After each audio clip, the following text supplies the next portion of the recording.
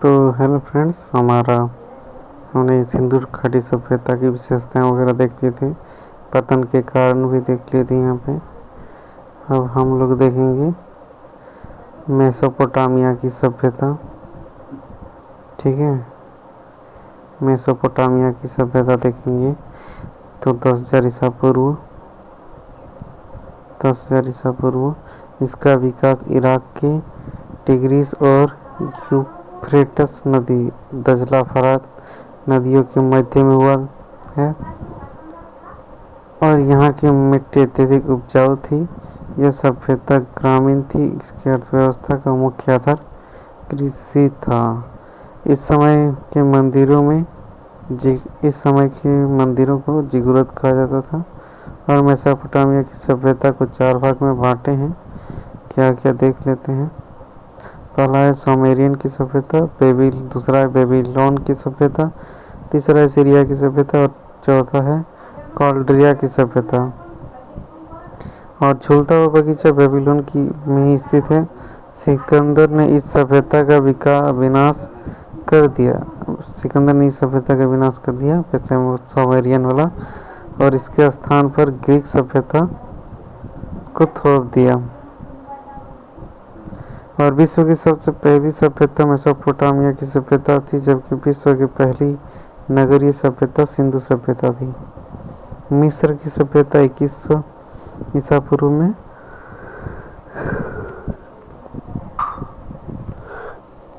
यह मिस्र के रेगिस्तान में स्थित है। इसे नील नदी की देन कहते हैं। इस सभ्यता की विकास फिरौन के नेतृत्व में किया गया था और इस सभ्यता में पिरामिड, सूर्य कैलेंडर और तथा मम्मी का विकास हुआ था।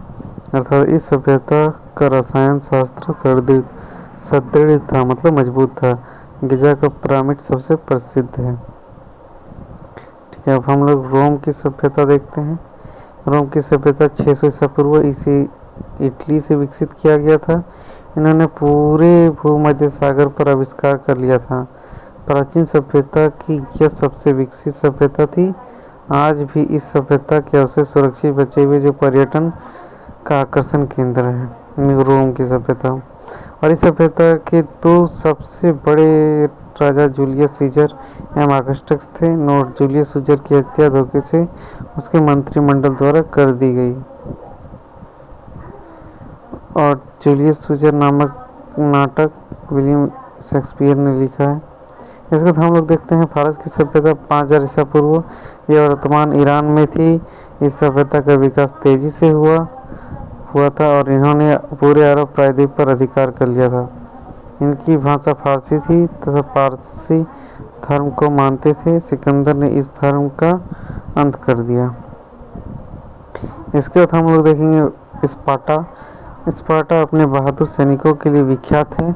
यह ग्रीस के पास एक छोटा सा क्षेत्र था।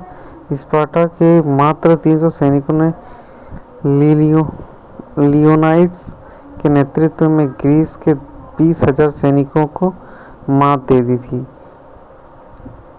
और ग्रीस की विशाल सेना के नेतृत्व जर्कसीज कर रहा था।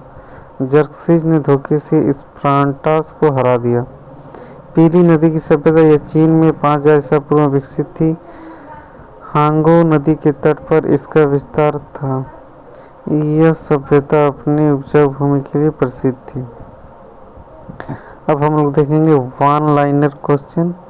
हड़प्पा सभ्यता में कौन सी 2 मुख्य खाद्यान्न पाई जाती है? गेहूं और जौ। स्वतंत्रता प्राप्ति के बाद सर्वाधिक हड़प्पा कालीन स्थलों का पता कहाँ से चलता है? गुजरात से चलता है। हड़प्पा कालीन शहरों एवं नगरों को किस प्रकार बांटा गया था? आयताकार खंडों में। मानव सभ्यता को सैंधव काल में किन 2 प्रमुख चीजों की प्राप्ति हुई? गेहूं और कपास। सिंधु सभ्यता का समूचा क्षेत्र किस प्रकार का था? त्रिभुजाकार का। हड़प्पा सभ्यता का पूरा क्षेत्रफल कितना है? 12,99,600 वर्ग किलोमीटर। और अब तक हड़प्पा संस्कृति के लगभग कितने स्थलों का पता लग चुका है? 100 स्थलों का हड़प्पा संस्कृति की मुख्य विशेषता क्या थी? नगर योजना प्रणाली, मोहनजोदड़ो का सबसे महत्वपूर्ण सार्वजनिक स्थल विशाल स्नानागार, और मोहनजोदड़ो की सबसे बड़ी इमारत कौन सी थी? अन्नानगर। और हड़प्पाई लोग किससे बने हल का प्रयोग करते थे? लकड़ी के। सबसे पहले कपास पैदा करने का श्रेय किन लोगों को जाता है? सिंधु निवासियों को। कपास को यूनान के लोग किस नाम से पुकारते थे? सिंडन। और बुने हुए सूती कपड़े का एक टुकड़ा कहाँ से मिला है? मोहनजोदड़ो से। मेसोपोटामियाई अभिलेखों में सिंधु क्षेत्र का प्राचीनतम शाक नाम क्या पाया है? मेलुहा। हड़प्पा संस्कृति के लगभग सभी मकान किस आकार में पाए गए? आयताकार में। और फिर क्या है? हड़प्पा नगर की संरचना कितने किलोमीटर के घेरे में फैली हुई है? 5 किलोमीटर। ऐसा कौन सा स्थल है जहाँ से उत्तर हड़प्पाई अवस्था में पकाई हुई ईंटों का प्रमाण मिले हैं? भगवानपुरा। चावल के उत्पादन के साक्ष्य कहाँ से प्राप्त होते हैं? तो ये हमारा हो जाएगा रंगपुर और रोहतल। भारत में सबसे बड़ा हड़प्पा कालीन स्थल था धोलावीरा, गुजरात में। एकमात्र हड़प्पा कालीन स्थल जो त्रिस्तरीय था, धोलावीरा। और हड़प्पा काल की ज्यादातर मोहरें किस प्रकार की होती थी? वर्गाकार। और किस व्यक्ति ने हड़प्पा एवं मोहनजोदड़ो को एक विस्तृत साम्राज्य की जुड़वा राजधानी कहा है? तो हमारा हो जाएगा पिगट। और किन पुराविदों की मान्यता है कि सिंधु सभ्यता की उत्पत्ति मेसोपोटामिया की सुमेरियन सभ्यता से हुई है? तो ये हो जाएगा सर जॉन मार्शल और गार्डन चाइल्ड और व्हीलर। सिंधु सभ्यता के लोग किस धातु की से परिचित नहीं थे? लोहा से। किन सिंधु स्थलों से यज्ञ वेदियां प्राप्त होती है? लोथल और कालीबंगा।